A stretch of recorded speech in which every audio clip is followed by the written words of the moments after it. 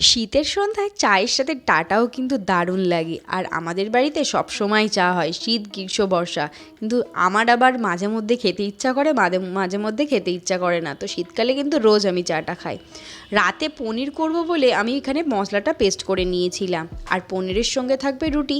তা পনির করার জন্য আমি আজকে নিয়েছি কাজু, টমেটো আর লঙ্কা পেস্ট করে নিয়েছি, আলুটাও ভেজে নিয়েছি আর পনিরটাও ভাজছি। আমাদের মাঝে মধ্যেই নয়, রোজই বাড়িতে কিছু না কিছু হয়। হ্যাঁ, রাতের রুটি যেহেতু আমি, আমার বর আর মা খায়, বাবা নর্মালি সারা বছরই ভাত খায়, শীত গ্রীষ্ম বর্ষা সবসময়ই ভাত খায়।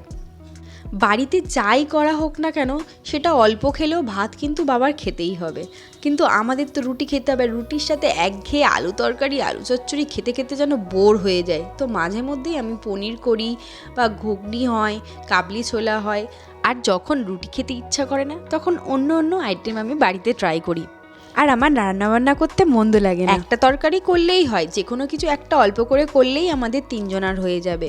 তো দেখো, সেই অনুযায়ী আজকে করেছিলাম পনির। আর পনিরটা আমি একদম সিম্পলভাবে করেছিলাম, রাত্রেবেলা যেহেতু সব তরকারি বেশি ঝাল ঝাল করা যাবে না, আর ঝাল খেলে আমাদের বাড়িতে একটু সবার সমস্যাও হয়।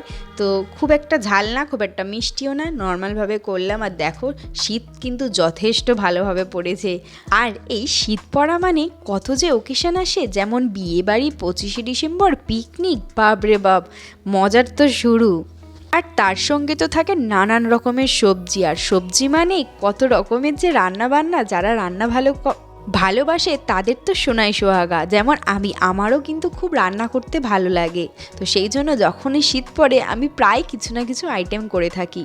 আর শীত পড়লে একটা জিনিসই মাথায় আসে, সেটা হচ্ছে ফ্রাইড রাইস। কারণ এই টাইমে এত সবজি ওঠে, ফ্রাইড রাইসটাই সবথেকে বেশি ভালো হয়। ফ্রাইড রাইস আর তার সঙ্গে কাশ্মীরি আলুর দম, উফ, জমে যায় ব্যাপারটা। দেখো, কথা বলতে বলতে আমাদের ডিনারটাও কমপ্লিট হয়ে গেল। আর ডিনারের পরে আমরা কিন্তু রাত্রেবেলা একটু মিষ্টি খাই। তারপর উপরে এসে আমি 2 ঘন্টা এই বিনুনিটা করেছি, এতগুলো বিনুনি করেছি। আর এই বিনুনিগুলো কেন করেছি, যারা যারা জানে তারা অবশ্যই কমেন্টে জানিও যে আমি কেন করেছি। তো এর যে ফলাফলটা, সেটা আমি নেক্সট দিন দেখাবো।